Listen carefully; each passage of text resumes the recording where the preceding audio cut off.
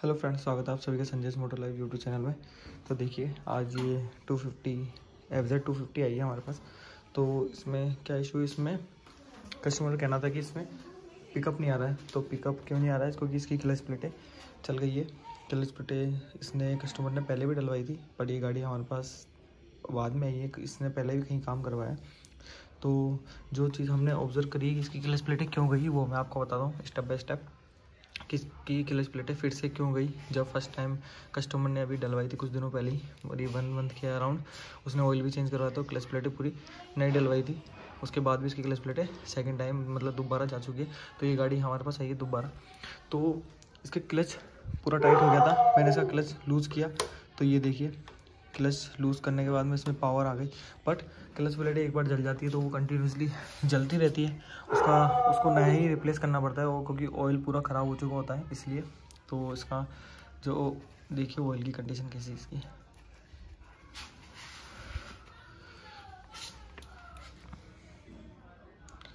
ये देखिए इसका ऑयल की हालत, पूरा डार्क ग्रेइश कलर का हो चुका है इसका ऑयल। ये देखिए, तो इसका ऑयल पूरा रिप्लेस करेंगे। इसका क्लच असेंबली पूरी खोलेंगे कि क्या इशू है इसके अंदर। मतलब इसका क्लच प्लेट तो जा ही चुकी है, बट इसमें ड्रम सही है, इसका जो हब सेंटर है वो सही है। तो सब कुछ ऑब्जर्व करेंगे। और जो मैंने चीज़ें ऑब्जर्व करी कि इसकी क्लच प्लेटें क्यों गई है फिर से, तो वो मैं आपको रीज़न बता देता हूँ। इसकी क्लच प्लेटें रीज़न जाने का जो रीज़न है मेन, वो है इसका रियर व्हील। इसका रियर व्हील देखिए कितना जाम चल रहा है। मैं फुल उससे प्रेशर से भी घुमा रहा हूँ तो ये रोटेट नहीं हो रहा है, बहुत ज़्यादा जाम चल रहा है। तो ये जाम चलने की वजह से क्या हुआ कि इंजन पे लोड आया, और इंजन पे लोड पड़ने से ही उसकी क्लच प्लेटें फिर से जा चुकी है। तो इसका रियर व्हील को स्मूथ करने के लिए क्या करेंगे, हम इसका पूरा ब्रेक ऑयल रिप्लेस करेंगे। इसका ब्रेक ऑयल की कंडीशन देखिए आप, पूरा ब्लैक हो चुका है, मतलब ख़राब हो चुका है पूरी तरीके से। तो ब्रेक ऑयल रिप्लेस करेंगे।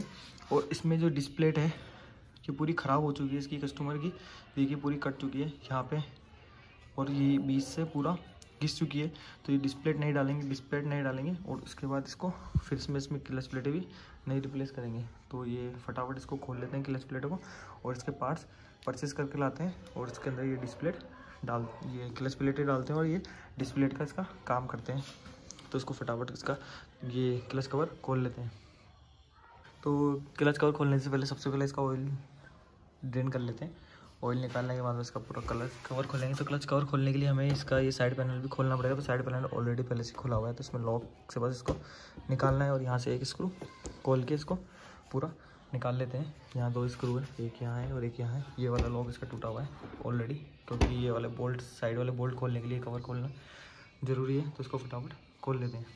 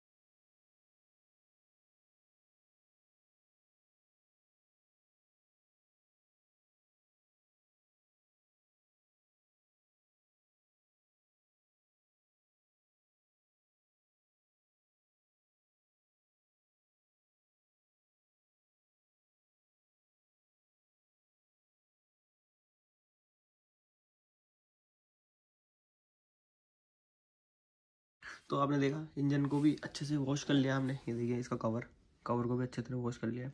इसको कपड़े से थोड़ा सा और साफ़ कर लेंगे, तो ये डस्ट जो लग रही है ये भी अच्छे से साफ़ हो जाएगी। और हर पार्ट को हमने अच्छे से वॉश कर लिया है। तो इसका देखिए ये कटोरा, इसको भी अच्छे से वॉश कर लिया है। अब इसमें ख़राब जो पार्ट हैं वो मैं आपको बता देता हूँ। इसके अंदर ख़राब होने वाले पार्ट कौन कौन से। इसमें देखिए ये क्लच प्लेटें तो नहीं डलेगी, क्योंकि ये जल चुकी है। ये तो कुछ ज़्यादा ही ख़राब हो चुकी है। कुछ प्लेटें हैं, पर हम फिर भी इसमें सारी प्लेटें नहीं डालेंगे। और प्रेशर प्लेटें भी देखेंगे। अगर प्रेशर प्लेटें भी घिस गई होगी तो प्रेशर प्लेटें तो मुझे थोड़ी सी सही लग रही है कंडीशन में, तो प्रेशर प्लेटें तो हम नहीं डालेंगे इसमें, बट क्लच प्लेटें नहीं डालेंगे इसमें।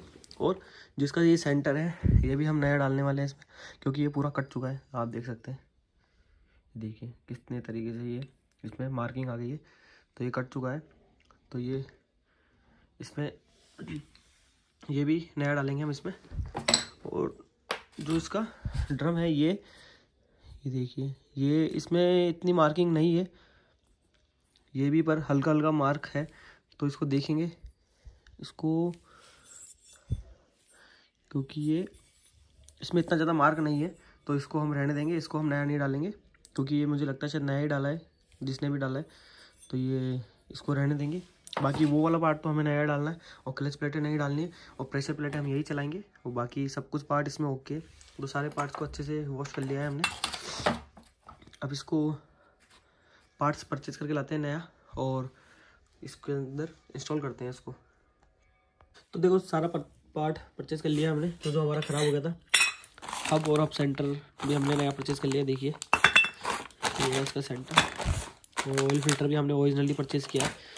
प्राइस मैं आपको बता दूंगा सारे पार्ट्स की। ये ऑन MRP मिले हैं, डिस्प्ले मतलब जो बाहर आफ्टर मार्केट तो मिले नहीं है, डीलरशिप से ही परचेज़ करने पड़े, तो ये ऑन MRP ही मिला है मुझे सारा पार्ट। तो इसमें देखिए पार्ट नंबर ये है, ये इसकी फ्रिक्शन प्लेट है, क्लच प्लेट जिसको बोलते हैं, ये देखिए ये इसकी MRP है। कंपनी ने अब क्या किया है नए मॉडल में, जो ये वॉशर आता था, इस वॉशर को हटा दिया है। इस वॉशर की जगह, वॉशर में क्या होता था पहले, एक छोटी प्लेट आती थी, मैं आपको दिखा देता हूँ कौन सी प्लेट आती थी। एक ये वॉशर के साथ एक छोटी प्लेट लगती थी ऐसी पतली वाली, तो इस प्लेट को कंपनी ने हटा दिया है। तो कंपनी ने क्या किया है उसकी जगह 2 प्लेट, ये बड़ी वाली जो 2 प्लेट है, तो इनमें और इसमें डिफरेंस है, आपको दिख ही रहा होगा कि इसमें जो ये कोक लगा है, वो कोक की थिकनेस आप देख सकते हैं कितनी है, मतलब इसकी विड्थ कितनी कम है और इसमें ज़्यादा है। तो ये जो बड़ी प्लेटें हैं वो आगे पीछे लगेगी, मतलब एक फ्रंट में लगेगी और एक पीछे की तरफ लगेगी। ये वॉशर नहीं लगाने वाले हम इस पर। तो इनकी प्राइस देखिए 129 की है ये प्लेट, और ये इसका पार्ट नंबर है। तो ये 2 आई है, ये देखिए, और बाकी ये 2 के सेट में है ये वाली प्लेट जो क्लच प्लेट है हमारी। ये देखिए 2 प्लेटों का 440 रुपये की है, इसका पार्ट नंबर है। ये सेम वही इसका 310 रुपये की है। तो ये क्या है कि नई पैकिंग और पुरानी पैकिंग का फ़र्क है बस, और कुछ ही नहीं है इसमें फ़र्क बाकी। और ये हमारी पैकिंग है, जो RH कवर की पैकिंग है, वो पैकिंग का भी प्राइस आप देख सकते हैं 102 रुपये की पैकिंग है इसकी, और इसका ये पार्ट नंबर है। और हमने साथ के साथ डिस्प्ले भी इसके खरीद लिए। डिस्प्ले देखिए हमने ओरिजिनली परचेज़ किए, क्योंकि इसमें पहले और लोकल डिस्प्ले लगे हुए थे, जिसकी वजह से जो क्लच प्लेट गई है। तो ये सेकंड पार्ट में आएगा डिस्प्ले कैसे लगाना है, ऑयल सबका, तो वो सेकंड पार्ट में बाद में अपलोड करूँगा, मतलब पहले ये क्लच वाला पार्ट अपलोड करूँगा, उसके बाद फिर मैं आपको पार्ट दिखा देता हूँ इसमें। तो ये देखिए क्लच डिस्प्ले जो है इसका पार्ट नंबर ये है, और इसकी MRP 950 रुपये। और ये व्हील बेयरिंग हमने आफ्टर मार्केट परचेज़ करें NBC के, क्योंकि NBC के थोड़े बढ़िया आते हैं लोकल। इसमें पहले लोकल बेयरिंग लगे हुए थे, जिससे व्हील बेयरिंग साउंड कर रहा था व्हील। तो देखिए रस्टिंग भी हो गई है, इसमें पूरी रस्ट हो गया है, तो ख़राब हो गए थे, तो व्हील बेयरिंग हमने इसके परचेज़ करे। अब ये सारा पार्ट खोलते हैं और इसको लगाते हैं हमारी बाइक में, तो असेंबल करते हैं। इसका एक टाइम लैप्स शूट करेंगे असेंबल करते हुए। और मेन चीज़ जो है वो टाइम लैप्स में आपको पता नहीं चल पाएगा। तो क्या है कि जो ये ड्राई क्लच प्लेट आती है, ड्राई क्लच प्लेट को कभी डायरेक्ट नहीं लगाना चाहिए, हमेशा ऑयल में डिप करके या इन पर हल्का सा ऑयल लगा करके ही, अच्छे से ऑयल लगा करके ही इनको लगाना चाहिए। तो हम इसको ऑयल लगा के पूरा लगाएंगे और इसको टाइम लैप्स में शूट करूँगा मैं पूरा। तो फटाफट से इसको इंस्टॉल करते हैं बाइक में, फिर उसके बाद डिस्प्ले वाला एक अलग वीडियो शूट करेंगे जो इसके बाद अपलोड होगा। तो मैं एक चीज़ और बताना भूल गया आपको कि देखिए जो ये कटोरा था, इसमें पीछे की तरफ स्प्रिंग आती है, वो आवाज़ करती है। तो पहले इसमें आवाज़ कर रही थी, बट इसमें आवाज़ नहीं कर रही है। तो मैंने इसकी आवाज़ कैसे मिटाई स्प्रिंगों की, बस कुछ नहीं करना है आपको, स्प्रिंगों के बीच में जो गैप है उसको बढ़ाना है। तो ये स्क्रू ड्राइवर का ये टूल बना रखा है मैंने टूटे हुए स्क्रू ड्राइवर से, इसको लगा के बस ऊपर से हैमर से मार के इनका गैप बढ़ा दिया थोड़ा सा, तो इसकी वजह से स्प्रिंग टाइट हो गई और ये आवाज़ करना बंद कर दिया। अगर ये लूज़ होगी तो ये प्रॉपर आपका जो क्लच में डैम्पर है वो काम नहीं कर पाएगा, झटका देगी बाइक चलने पर और वैसे। तो इसलिए मैंने इसको ये स्प्रिंग पूरी टाइट कर ली है। और इसमें कटोरे में एक और चीज़ करी है कि जो ये सरफेस है वो ख़राब हो रही थी क्लच प्लेटों की चलने की वजह से, तो इसको भी मैंने स्मूथ कर दिया है। थोड़ा सा फाइलिंग कर दी है इस पर सरफेस पे, तो ये सरफेस भी स्मूथ हो गई है। देख सकते हैं आप, पहले ये कट रही थी, इसमें थोड़े से खड्डे हो रहे थे, अनइवन सी सरफेस हो रही थी, अब ये स्मूथ कर दी है मैंने। तो बस ये 2 चीज़ें थी, तो इन चीज़ों का ध्यान रखें जब भी आप खोलें। तो ये अगर किसी भी कटोरी में स्प्रिंग आती है, चाहे कोई सी बाइक हो यूनिवर्सल, जिसमें भी ये स्प्रिंग आती है, बस उसको टाइट करने का यही सोल्यूशन है कि ये आप यहाँ से स्क्रू ड्राइवर की मदद से इसको ठोक दें तो ये टाइट हो जाएगा और ये इसमें बिल्कुल भी चाल नहीं रहेगी। आप देखिए इसमें बिल्कुल भी चाल नहीं है। तो बस अब इसको फटाफट इंस्टॉल कर देते हैं।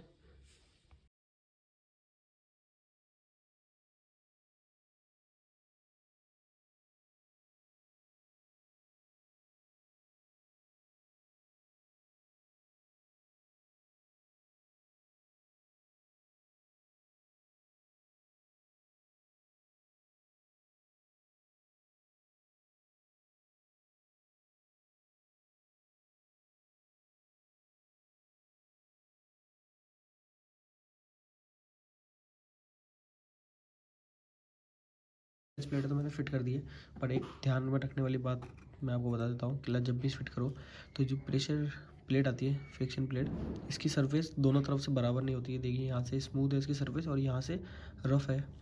तो हमेशा क्लच जो स्मूथ वाली सरफेस है वो इस तरफ रखिए जिस तरफ आपका क्लच वर्क कर रहा है, मतलब उसका क्लच बाहर की तरफ खुलता है, तो इसकी स्मूथ वाली सरफेस बाहर की तरफ रखिए, ताकि जिससे क्या होगा, जब भी आप क्लच दबाओगे तो आपको स्मूथ क्लच दबेगा। और रिटर्न जाते वक्त तो हमारे पास 4 स्प्रिंग है, तो वो प्रेशर से ही उसको अंदर की तरफ धकेल देगी। इसलिए हमेशा स्मूथ साइड को बाहर की तरफ रखें, मतलब जिसमें भी क्लच जैसे वर्क करता है, इसमें क्लच बाहर की तरफ वर्क करता है, मतलब जैसे हम प्रेशर लगाते हैं तो क्लच हमारा बाहर की तरफ खुलता है। किसी किसी बाइक में अंदर की तरफ प्रेशर लगता है, तो वो देखें जिसमें अंदर की तरफ लगता है उसमें उल्टा आएगा, और जिसमें बाहर की तरफ है उसमें क्लच स्मूथ सरफेस बाहर की तरफ आएगी। बस यही ध्यान रखना है लगाते वक्त। बाकी क्लच प्लेटों में ऐसा कुछ होता नहीं है, वो हर कंपनी का अलग अलग है। किसी किसी कंपनी में भी क्लच प्लेटों में भी सरफेस अलग आती है, जबकि इसमें से दोनों सरफेस सेम है, तो वो ऐसा कुछ नहीं है इसमें। तो उसको कंटिन्यू रखते हैं वीडियो को। तो देख ली क्लच कंप्लीट हो चुका है। अब ध्यान में रखने वाली बातें क्या है, एक तो ये बॉल ये इसके अंदर जाएगी, ये बहुत इंपॉर्टेंट है। अगर ये भूल जाते हैं आप तो क्लच आपका सही से काम नहीं करेगा। इसमें एक रॉड भी आती है, वो रॉड ऑलरेडी अंदर की तरफ है, तो वो रॉड हमें डालने की ज़रूरत नहीं है, वो ऑलरेडी अंदर की तरफ। अगर वो बाहर निकल जाती है तो डालना है, वरना इसको बॉल हमने डाल दी है। इसमें बॉल डालने के बाद में सीधा सेंटर आ जाएगा, तो सेंटर को खोल लेते हैं।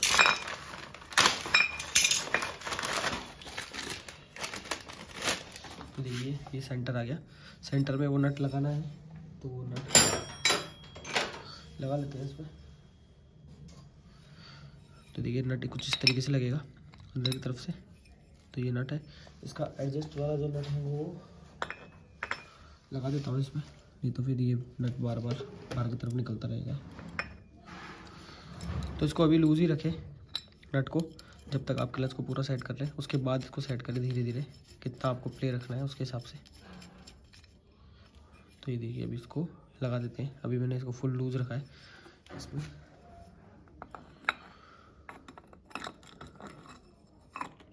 तो देखिए क्लच लग गया। अब इसमें आएगी स्प्रिंग इसकी।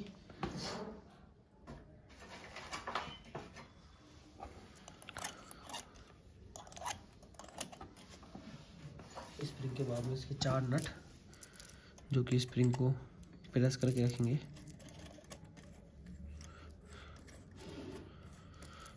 इसको टाइट कर लेते हैं, फिर क्लच की सेटिंग करते हैं।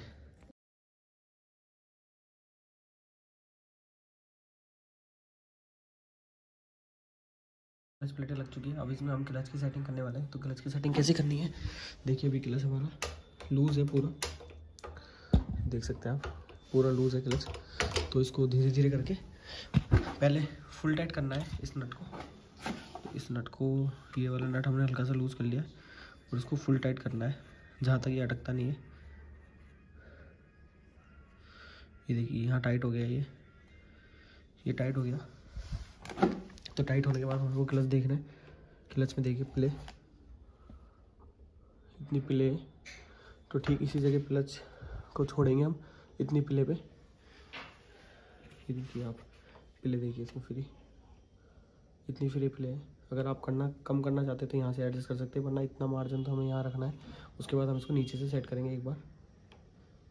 तो देखिए इतनी फ्री प्ले है इसमें, तो इसको थोड़ा सा हल्का सा और टाइट करेंगे हम नीचे से वर्क करा के दिखाता हूँ मैं आपको। क्लच दबाता हूँ।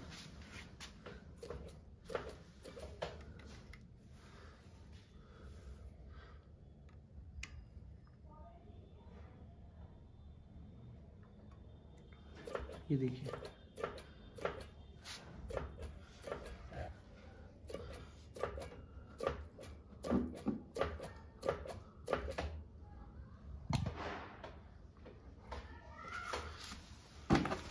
तो क्लच सही है। अब इसको उठाएंगे, चक नट कर देते हैं पूरा।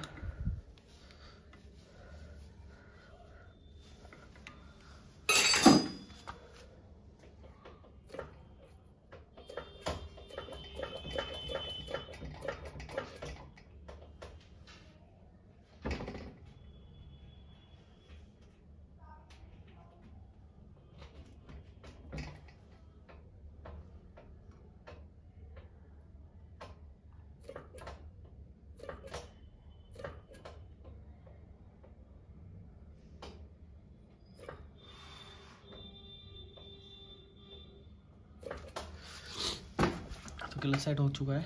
उसके बाद हम इसका क्लच कवर लगाते हैं। तो क्लच कवर लगाने में आपको क्या क्या चीज़ों का ध्यान रखना है।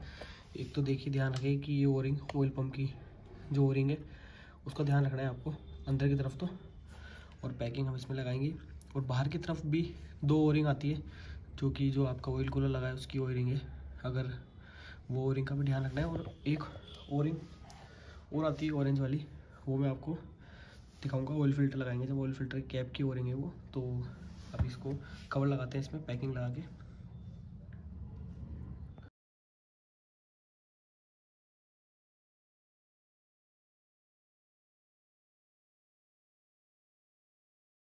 देखिए ये कवर लगा दिया है हमने। तो और बाहर की तरफ आपको क्या ध्यान रखना है, कवर तो लगा दिया है हमने, बाहर की तरफ आपको जो ये यहाँ पे ओरिंग लगी होती है 2 ऑयल कूलर के पाइप की, तो एक ओरिंग तो ऑलरेडी लगी है इसमें ऊपर की तरफ, और दूसरी ओरिंग मैंने हल्का हल्का सा ग्रीस लगा दिया है ताकि ये ओरिंग इधर उधर भागे ना। इसमें एक डाउन भी आता है छोटा सा, वो भी आपको लगाना है। एक्स्ट्रा ग्रीस को मैं हटा देता हूँ क्योंकि ये दिक्कत दे सकता है ऑयल लाइन में, इसलिए हल्का सा ग्रीस लगाए, ज़्यादा ग्रीस नहीं लगाए। तो ये एक रिंग यहाँ हो गई, और एक की जो छोटी सी रिंग है ये आपके यहाँ आएगी ऑयल फिल्टर कैप की, और ऑयल फिल्टर कैप में भी एक और रिंग आ गई, वो मैंने ऑलरेडी लगा दी है इसमें। अब इसको कंप्लीट करते हैं, ऑयल डालते हैं इसमें और इसको स्टार्ट करके देखते हैं। फिर वो सब कुछ कंप्लीट कर लिया हमने, अब इसको स्टार्ट करेंगे।